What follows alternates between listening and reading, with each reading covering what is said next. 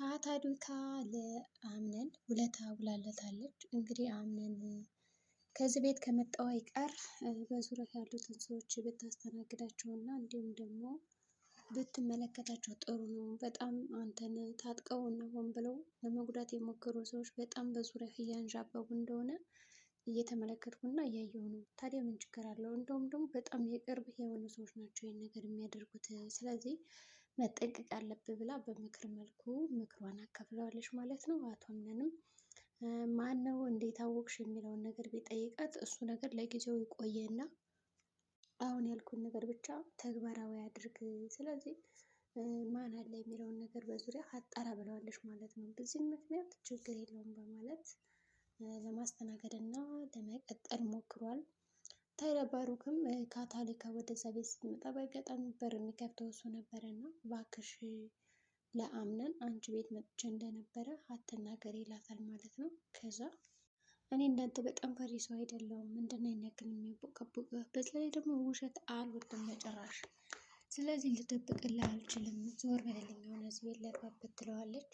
በዚህ ምክንያት ታዲያ ባሩክ በጣም ፈርቶ ነበረ ከአምነን ጋር እንደዚህ ከእሷ ጋር ሄዶ ወረቀት እንዲቀበል እንደሄደና እንዲሁም ደግሞ ይህ ነገር በሚስጥር ይቆይ እንዳለ እስካሁን አላወቀም ማለት ነው። ታዲያ በአምነን ይህንን ነገር ካወቀ በጣም ይጠለኛል እናም ደግሞ ከዛ ቤት ያባረኛል ብሎ ስላሰበ አልተናገረም ማለት ነው። በዛ ምክንያትም ችግር የለውም እሺ በማለት ልጅቷ ገብታለች ፈንግለው ማለት ይቻላል በሩን።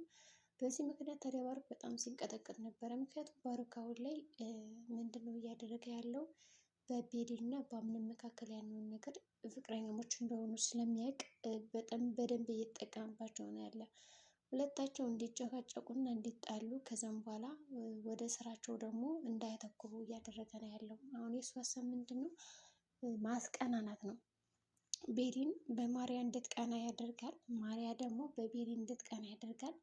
ከዛ ደግሞ አምነን በቤሊንም ቅጥል ድብን እንድድና ቤሊንን ትቶ ለምን ይችን እንደመረጠ እንዲቆጨው እያደረገ ነው ያለ። አቶ አምነን ደግሞ ከአቶ ካርታን ጋር ያው ልጅን ውለታ መመለስ አለብህ እያልከኝ ከሆነ በዚህ ውለታ ከሆነ እኔ አላገባትም ብሎትም ነበረ። ታዲያ ካርታን በጣም ሊፋታው አልቻለም ነበረ። እባክህ ማርያም በጣም ትልቅ ተስፋ አላት፣ ሁሉን ነገር በአንተ ነው፣ አንተን ቀጣች ራሱን የምትኖር አይመስለኝም፣ ይሄ ደግሞ ብቸኛ ልጅ እንደዚህ ስትሆን ማየት አልፈልግም እና እባክህ አስተካክላት ይለዋል ማለት ነው። አምነን በእርግጥም እኔ ባዶ ተስፋ መስጠት አልችልም፣ ለልጅህ የሰጠኝ አደራ ከመንከባከብ ውጭ ላፈቅራት አልችልም በሚል በግልጽ ተናግሮታል ማለት ነው። ታዲያ እባክህ የልጅ ልብ እንዳሰብረው እና ሀሳብ ገና ሳውቃት የሚል ትዕዛዝም ሰጡት። እንዲሁም ደግሞ ይህንን ነገር ከመወሰኑ በፊት ከቤሊን ጋር ቆመው አውርተዋል። ቤሊንም በርጋ ቁማ በነበረበት አጋጣሚ ምንድነው እዚህ የበሬ ስር የገተረሽ ስትባል ምንድነው ያለችው? በአጋጣሚ ላልፍ ስል ነው እዚህ ጋር የቆምኩት እንጂ ፈልጌው አልነበረም በማለት ነው የተናገረችው። ታዲያ አምነንም በዚህ በር እኮ ለማለፍ እዚህ ጋር መጠበቅ ወይም ደግሞ መቆም አይጠበቅብሽም፣ ብዙ አማራጮች አሉ ይላታል። እሷም አንድ ሁለት ትነጋገራለች። የእውነት ትፈልጋታለህ ግን ማርያን በማለትም ነው የጠየቀችው። እሱም አዎ እፈልጋታለሁ ብሎ በጣም እልህ ውስጥ ናቸው። በነገራችን ላይ ሁለቶች እልህ ውስጥ ገብተው የማይሆን ውሳኔ እየወሰኑ ነው ያሉት። በመጨረሻ ግን ዋጋ የሚከፍሉት ማርያ እና ባሩክ ናቸው ብዬ አስባለሁ። እንዲሁም ደግሞ ቤሊ ልትከፍል ትችላለች። በእርግጥ አሁን ባሩክ ምንም አይነት ዋጋ ላይ ከፍል ይችላል። ምክንያቱም ያውቃል እንደምትወደው አምነንን እንደማትወደው ያውቃል። እንዲሁም ደግሞ ለማለያየትም ስለሆነ ሀሳቡ በዚህ ጉዳይ ይሳካለታል ማለት ነው። እያወቀም ነው እንግዲህ እንደሚያፈቅራት ፍቅር እወድሻለሁ ብሎ ያቀረበላት ጥያቄውን። ቤሊንም በሰዓት በጣም ተናዳ ስለነበረ እኔ የተቀበለችው አምነን በጣም አበሻቅጦ በጣም አናዷት፣ እንዲሁም ደግሞ ማርያ ሁሉን ነገር እንድታደርግለት ከጎኑ ሆና እንድታግዘው ነበር የፈለገ። ታዲያ በዛ ምክንያት ነገሮቹ እየሆኑለት አይደለም ያለው ማለት ይቻላል። ስለዚህ የእሱ አማራጭ ምንድን ነው? እሺ ብሎ መቀበል ነው እና ለካርታን ደግሞ ምንድን ነበር ያለው? ደፋ የምትባል ሴት ነበረች፣ ስለሷ የምታውቀው ነገር አለ ወይ? ልጇ በአጋጣሚ እዚህ ቤት መታ ጎርታኝ ሄዳለች ይለዋል። ካርታን ደግሞ ምንም የሚያውቀው ነገር አልነበረም፣ ግን ደግሞ ችግር የለውም ስለ ጉዳዩ አጣራለሁ በማለት ነግሮታል። እንግዲህ ካጣራም በኋላ ምን እንደሚደረግ እስካሁን ፍንጭ የለም። ብቻ እስካሁን ሲፈንም ጠፍታለች። እንደውም ሲፈን ብትመለስ ይሻላል። እንግዲህ ድራማው እየቀዘቀዘ ነው። ሌላው ደግሞ እነ ሜርሲም የት ሄዱ ሲባል አምነን ያው ከአክስቴ ጋር እና ከአያቴ ጋር ወጣ ብለው የሆነ ስራ እንዳላቸው ነው የማውቀው። እሱን እስከሚጨርሱ ይመጣሉ ማለት ነው እንግዲህ የመለሰለት። ሌላው ደግሞ የማርያ ወንድም አለ፣ ደስ የሚል ወንድም አላት። በእርግጥም ይሄ ትዳር አይሆንሽም፣ እባክሽ ተረጋጊ።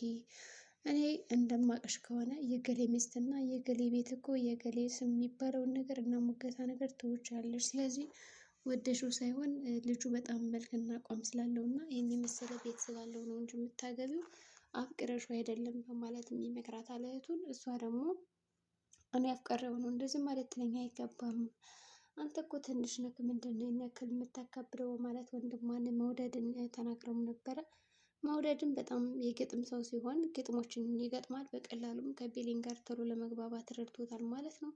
ቤሊንም እንዴት ሳላውቅ ግን እንደዚህ አይነት ሰው እንደሆንክ እና ጥሩ ሰው እንደሆንክ ባለማወቄ ቆጭቶኛል፣ ግን ደግሞ አመሰግናለሁ፣ ቀለል ያልክ ሰው ነህ፣ ከምንም ነገር በላይ በማርያ ትሻላለህ ትለዋለች። እሱም አሁን እንደዛ ነው በማለት ይመልስላታል ማለት ነው። ከዛ ማርያ እና ቤሊን ደግሞ ለማውራት ወደ ክላስ ቁጭ ብሎ በነበረበት ሰዓት ሲያወሩ ከአንቺ ይልቅ ወንድምሽ በጣም ቀለኛ እና ተጫዋች ነው ትላታለች ማለት ነው ቤሊን። እሱ ብቻ ነው በእኔ ያልወጣው ትላታለች ማርያ ደግሞ። ማርያም እንግዲህ እንኳን ባንቺ አልወጣ ስትላት እንዴት ነው ያለቻት። ምክንያቱም በጣም ጥሩ ልጅ እና ቀልጣፋ ልጅ ነው፣ ተግባቢ ነው ብላታለች። በዛ ምክንያትም እሱስ ልክ ነሽ በማለት ነው እንግዲህ ሄደችው። በሌላ በኩል ደግሞ ያው ለካርሰን ጥያቄ ጠይቆታል። አምነን ያፈቀረ ልብና ወደኋላ መመለስ የማይችሉ ነው የሚለው ወይስ ደግሞ ወደኋላ መመለስ ይችላል ወይ? ለምሳሌ በሆነ አጋጣሚ ፍቅር ጀምረን አቋርጣ ነው ያንን ነገር መቀጠል እንችላለን ወይ ማስተካከል ይቻላል ወይ በማለት ጠይቆትም ነበረ። ካርታንም በጣም ጥሩ ምክር ነው የመከረው ከማርያ ፊት ነበረ። አዎ ይቻላል፣ ልብ እስከሚፈልገው ድረስ መሄድ ይቻላል በማለት ጥሩ ምክር ነው የሰጠው እና ማርያ ደግሞ እኛ እኮ ገና ፍቅር እየጀመር ነው እንጂ አላቋረጥንም በማለት ነበር የመለሰችው። ስለ እሷ መስሏት እንግዲህ የሚወራው ነገር ግን ታናሽ ወንድሟ ብልጥ እንደመሆኑ የልጅ በእርግጠኝነት በልቡ አንድ ሴት አለች በማለት ነው የደመደመው። እናም ደግሞ ሀሳቡን የተረዳው አምነንም በጣም አድጋር ብሎ ያሞግሰዋል። አጅሬ ባሩክም ነገሮችን እየቀሳሰረ ይገኛል። በተለይ ደግሞ አሁን ላይ ወረቀቶችን እየፈላለገ ነው ያለ፣ ስለ ድርጅቱ፣ ስለ ገንዘብ፣ ስለ ሀብትና ጥራቱ እያጣራ አምነንም ከሰራ ውስጥ ማስገባት ነው የፈለገ እና ምስኪ ስላስተዳደገ ንገረኝ ብሎት እኔ እናትም አባትም ሆና ነው ያሳደገችኝ፣ በጣም ወዳታለሁ ይላል አምነን። እንዲሁም አባቴ የት አለ በሚለው ሰዓት አባቴ ውጭ ሀገር ነው እና በሰዓቱ አልተስማሙም ነበር፣ ኃይለኛ ሰው ነው፣ በዛ ምክንያት ለእኔ ሁሉንም ናት ይላል። እስኪ አሁን ያንተን የልጅነት ነገር ንገረኝ ሲለው እኔ ብቻዬን ነው ያደግኩት፣ በብቸኝነት ነው ያደግኩት፣ እናትም አባትም የለኝም ማለት ይቻላል ይለዋል። እንዴ ሞርዚና ያው አንዳንዴ ወደ ውጭ ሀገር እንደምትሄድ አውቃለሁ፣ ግን ደግሞ ይሄን ያክል ትጠፋለች ብዬ አላስብም በማለት ነው የመለሰለት። ከዛ ማይ እንደዛ ሳይሆን ግን ደግሞ በቃ እንደዛ ነው በማለት ቀለል አድርገው ይነግረዋል። አይዞህ ይልና ታሊካም ያው ፋይል ሆስፒታል እንዳወጣችው እንዳጠፋችው ማርያ ያውቃለች ማለት ነው። በዚህም ሽንት ቤት ልሄድ ብላ ስልኳን ቀምታ ቁጥሩን ወስዳለች ማለት ነው የመርማሪ ፖሊሱን። ታሊካ ምን ታደርጋለች? ፋይሉን ለአምነን ትሰጠዋለች።